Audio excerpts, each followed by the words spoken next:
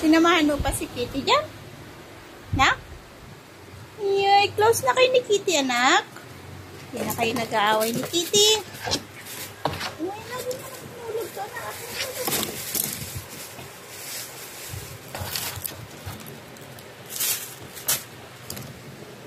Sino na naaway si Kitty?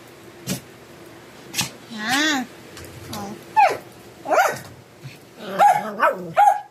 Nak, huwag ka na umakit dyan. Nulog mo na yung mga damit. Baba dyan.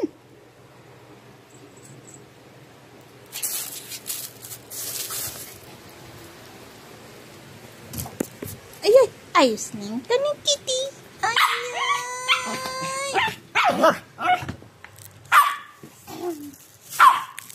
Badaman kasi tayo kay Kitty, anak.